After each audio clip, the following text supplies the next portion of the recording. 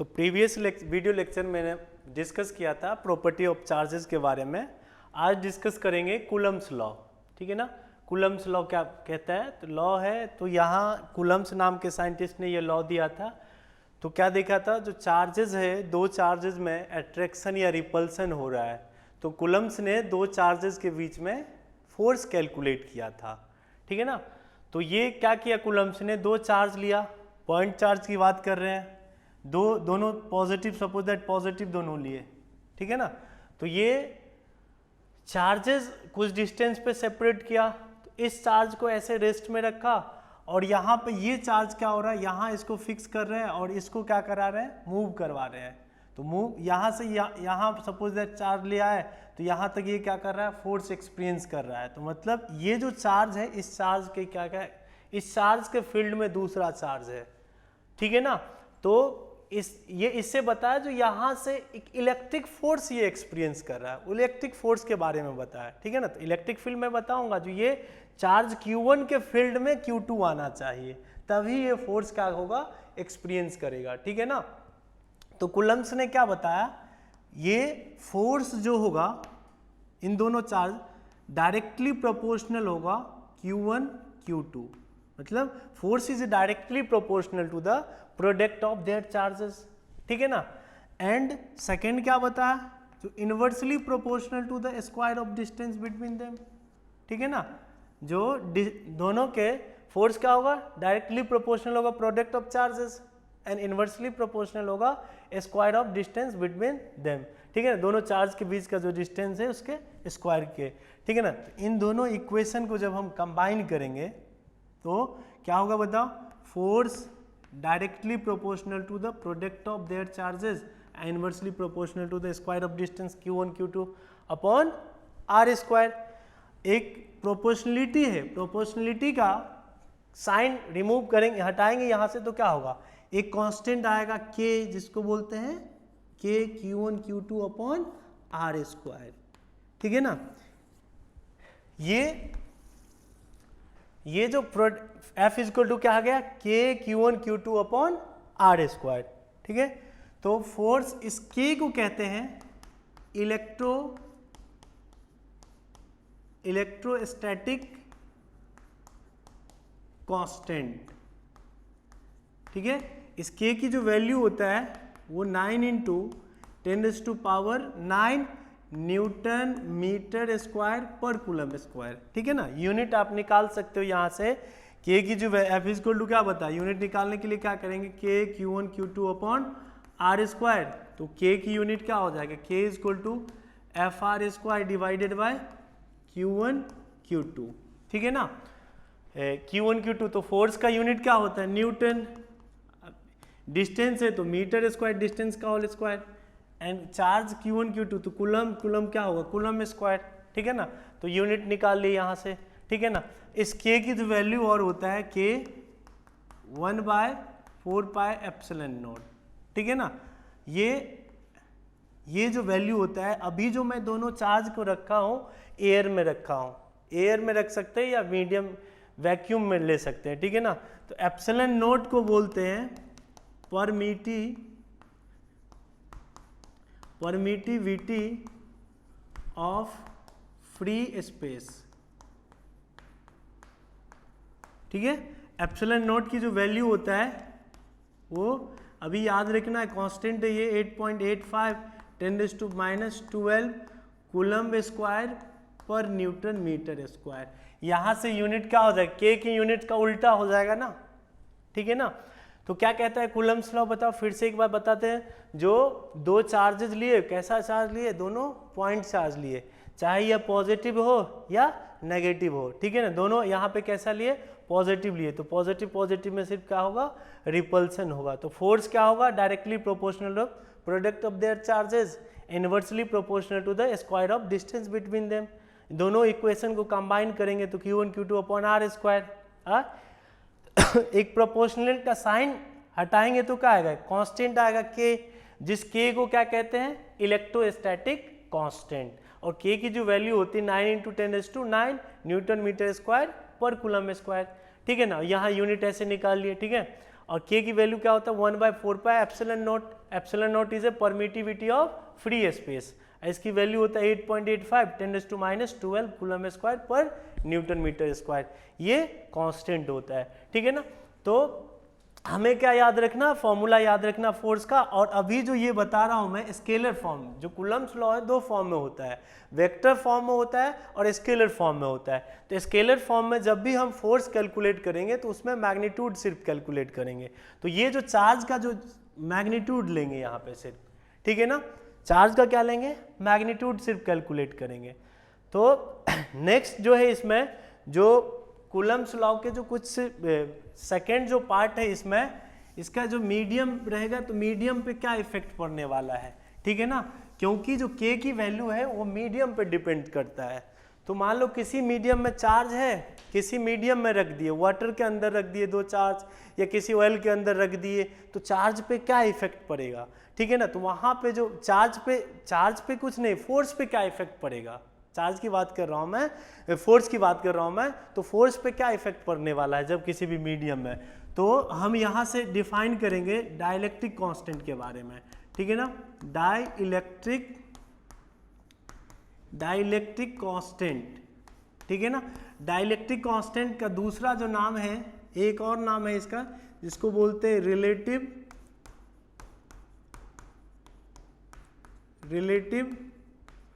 Permittivity, ठीक है ना, रिलेटिव परमिटिविटी। तो जब हम फोर्स कैलकुलेट कर रहे हैं वैक्यूम या एयर में, ठीक है ना, तो फोर्स क्या होता है according to Coulomb's law, Q1 Q2 upon R square. K की जो वैल्यू होता है 1/4 पाई एप्सिलॉन नॉट। अब जब यही हम मीडियम में कैलकुलेट किए, मैंने क्या बताया, मीडियम कुछ भी हो सकता है, चाहे वाटर के अंदर दोनों चार्ज रख दिए, किसी ऑयल के अंदर और किसी भी मीडियम में रख दिए, तो क्या होने वाला है, तो ये k की वैल्यू चेंज हो जाएगा। क्योंकि k की जो वैल्यू है, बताया था अभी कुछ देर पहले, जो k की वैल्यू है डिपेंड करता है नेचर ऑफ द मीडियम, ठीक है ना। तो k की वैल्यू हो जाएगा 1/4 pi epsilon not into epsilon r, ठीक है ना, Q1 Q2 upon R square, ठीक है ना। इक्वेशन फर्स्ट मान लिए, इसको इक्वेशन सेकंड मान लिए, ठीक है ना। अब इन दोनों को हम क्या कर रहे हैं, इस एप्सिलॉन r को ही क्या बोलते हैं, रिलेटिव परमिटिविटी। तो डिफाइन कैसे करेंगे रिलेटिव परमिटिविटी को, तो मैंने इक्वेशन फर्स्ट और सेकंड को डिवाइड कर दिया। तो सेकंड और फर्स्ट को डिवाइड किए तो फोर्स क्या होगा, force in vacuum divided by force in medium, ठीक है ना। ये डिवाइड करेंगे ये, तो ये 1/4 पे एप्सिलॉन नॉट कैंसिल आउट होगा, Q1 Q2 कैंसिल आउट होगा, ठीक है ना। R स्क्वायर भी कैंसिल आउट हो जाएगा, R स्क्वायर। तो ये अब क्या, ये एप्सिलॉन R इतना डिवाइडेड बाय ये होगा ना, तो एप्सिलॉन R कहाँ चला जाएगा, ऊपर ना, ये एप्सिलॉन R ऊपर चला जाएगा ना। तो ये एप्सिलॉन R को लिख सकते हैं ऐसे, force in vacuum to the force in medium, लिख सकते हैं ना। एप्सिलॉन R क्या है, force in, it is ratio of force in vacuum to the force in medium. तो एप्सिलॉन R को ही क्या कहते हैं हम लोग, डाइलेक्ट्रिक कांस्टेंट, रिलेटिव परमिटिविटी। इसकी जो वैल्यू अलग अलग मीडियम, एप्सिलॉन R की जो वैल्यू है डिफरेंट मीडियम है डिफरेंट एप्सिलॉन R वैल्यू, ठीक है ना। तो एप्सिलॉन जैसे एयर और वैक्यूम के लिए एप्सिलॉन R की जो वैल्यू होता है अप्रोक्सीमेटली कितना होता है, 1 होता है, ठीक है ना। और जो वाटर के लिए बात करूं, एप्सिलॉन R की जो वैल्यू होता है 80 होता है, ठीक है ना। तो ये डाइलेक्ट्रिक कांस्टेंट था। अब जो नेक्स्ट डिस्कस करेंगे हम लोग वो लिमिटेशन ऑफ कूलम्स लॉ। तो लिमिटेशन क्या है, जो कहाँ कहाँ वैलिड है। तो नेक्स्ट टॉपिक है limitation of Coulomb's law. Coulomb's law के क्या लिमिटेशन है, तो ये हम यहाँ पे 2 लिमिटेशन पढ़ेंगे कूलम्स लॉ के। लिमिटेशन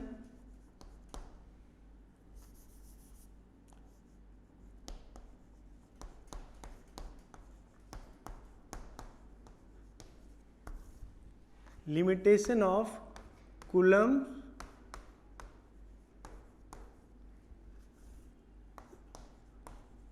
ठीक है, limitation of Coulomb's law. First जो लिमिटेशन है, it is a only valid for point charges.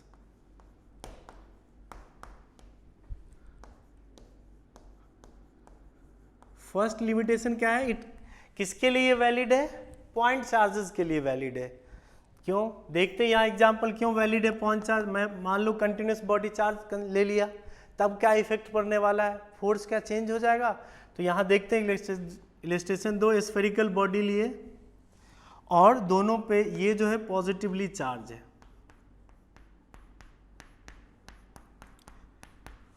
ये बॉडी ए है और दूसरा भी लिए कुछ डिस्टेंस पे बी, ये भी कैसा है बॉडी, ये भी बॉडी क्या है, पॉजिटिवली चार्ज। हो सकता है दोनों नेगेटिव ले ले, तो इसका जो सेंटर है ये C1 है इस स्फेरिकल बॉडी का, इसका सेंटर क्या है B का C2, और ये जो है डिस्टेंस इसका ये डिस्टेंस जो लेते हैं हम जब भी फोर्स कैलकुलेट करते हैं, तो वो फोर्स कैलकुलेट करते टाइम जो हम डिस्टेंस लेते हैं किसी बॉडी के सेंटर से लेते हैं, तो ये R है डिस्टेंस। अब क्या होगा, हम लोग जानते हैं पहले से जो सेम नेचर का चार्ज हो तो किस तरह के फोर्सेस वर्क करते हैं। तो यहाँ फोर्स जो वर्क करेंगे यहाँ पे रिपल्सिव नेचर का फोर्स होगा यहाँ पे, क्योंकि सेम चार्जेस है और रिपेल करेंगे दोनों को। रिपेल जब ही करेंगे तो इसका सेंटर जो बॉडी का है दोनों का शिफ्ट हो जाएगा, इधर से ये बॉडी इस साइड रिपेल करेंगे, इस साइड इधर रिपेल करेंगे, तो दोनों बॉडी का क्या होगा, सेंटर शिफ्ट हो जाएगा। तो इसका सेंटर सपोज दैट ले लीजिए जो C1 डैश यहाँ आ गया, इसका C2 डैश इधर आ गया। तो इसका बताओ effective distance R effective, R क्या हो रहा है, हम अभी अभी बताया था जो डिस्टेंस कहाँ से लेते हैं, सेंटर से लेते हैं। तो इसका अब क्या होगा, R इफेक्टिव, R जो है वो चेंज हो रहा है, डिस्टेंस तो चेंज हो रहा है, R इफेक्टिव मतलब जो आफ्टर रिपल्सन के बाद जो सेंटर हुआ वहाँ से डिस्टेंस कंसीडर करेंगे। लेकिन कूलम्ब क्या फोर्स कैलकुलेट करेगा, कूलम्ब्स लॉ तो क्या बताया था, पॉइंट चार्जेस के लिए अप्लीकेबल है, तो पॉइंट मतलब सिंगल चार्जेस, वहाँ पे तो ऐसा नहीं दिखेगा, सेंटर शिफ्ट ही नहीं होने वाला। तो ये वाला तो कूलम्बिक फोर्स क्या होगा, K(Q1 Q2 upon R square. लेकिन प्रैक्टिकली क्या होगा, प्रैक्टिकली क्या पॉसिबल है, जो एक्चुअल फोर्स होगा वो एक्चुअल फोर्स होगा क्या होगा बताओ, K(Q1 Q2 upon R effective का होल स्क्वायर। डिस्टेंस तो चेंज हो गया ना आफ्टर, प्रैक्टिकली तो ऐसा ही होगा ना, लेकिन कूलम्ब क्या कैलकुलेट करेगा, ये फोर्स कैलकुलेट करने वाला है कूलम्ब। कूलम्ब तो यही फोर्स करेगा ना। तो R किसका ज्यादा है, R effective is greater than R, ठीक है ना। R इफेक्टिव ज्यादा है तो बताओ फोर्स कौन सा, एक्चुअल फोर्स ज्यादा होगा या कूलम्बिक फोर्स। तो कूलम्बिक फोर्स क्या होगा, Fc is greater than F actual. जो कूलम्बिक फोर्स है वो क्या होगा, कूलम्ब क्या कैलकुलेट करेगा, कूलम्बिक फोर्स क्या होगा, एक्चुअल फोर्स से क्या ज्यादा होगा कि नहीं। तो इसलिए ये बताओ ये अप्लीकेबल हो पाएगा क्या, हमारा एक्चुअल प्रैक्टिकल फोर्स तो प्रैक्टिकली तो ये होगा ना, कूलम्ब उससे ज्यादा कैलकुलेट कर रहा है, लेकिन प्रैक्टिकली कुछ और आ रहा है। तो इसलिए जो ये जो लिमिटेशन ऑफ कूलम्ब्स लॉ में जो पहला लॉ ये लिमिटेशन है, ये किसके लिए वैलिड होगा, सिर्फ पॉइंट चार्जेस के लिए। यदि कंटिन्यूस बॉडी चार्ज देते हैं तो वो कूलम्ब्स लॉ अप्लीकेबल नहीं हो पाएगा, ठीक है ना। अब उसी तरह से देखो, यदि नेगेटिव लेते, यदि नेगेटिव चार्जेस दोनों लेते तब भी क्या होता, दोनों का रिपल्सन, तो कूलम्बिक फोर्स फिर क्या होता है, एक्चुअल से ज़्यादा। अब यदि दोनों हम एक पॉजिटिव ले ले, एक बॉडी यदि हम कंटिन्यूस बॉडी जो चार्ज है पॉजिटिव ले ले और दूसरा क्या ले ले, नेगेटिव ले ले, दोनों एक नेगेटिव एक पॉजिटिव। अब देखो सेंटर क्या होगा, यहाँ सेंटर C1 है, बॉडी A है, ये बॉडी B है, और ये सेंटर इसका क्या है C2। अब दोनों में क्या होगा, ये दोनों बॉडी में क्या होगा, एक पॉजिटिव है और एक नेगेटिव है, तो दोनों बॉडी में क्या होगा, अट्रैक्शन होगा ना। पॉजिटिव नेगेटिव में क्या होता है, अट्रैक्शन होता है। तो सेंटर किधर शिफ्ट होगा, दोनों का सेंटर आगे की तरफ शिफ्ट होगा ना, क्योंकि अट्रैक्ट कर रहा है दोनों। तो ये C1 डैश और ये C2 डैश। तो पहला डिस्टेंस r था, तो अब r ये जो इफेक्टिव डिस्टेंस होगा r इफेक्टिव क्या होगा बताओ? r इफेक्टिव तो क्या होगा? डिक्रीज होगा ना। और तो कूलम्ब क्या कैलकुलेट करेगा? Force K Q1 upon r square, ठीक है ना। और एक्चुअल फोर्स F एक्चुअल क्या होगा फिर से बताओ? F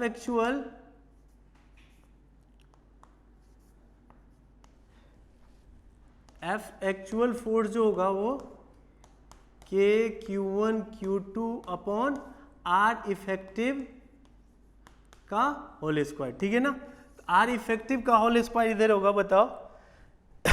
R इफेक्टिव यहाँ क्या हो रहा है? R से क्या है? R effective less than, R effective less than है ना। तो लेस देन है तो बताओ F एक्चुअल जो होगा ग्रेटर देन कूलम्बिक फोर्स।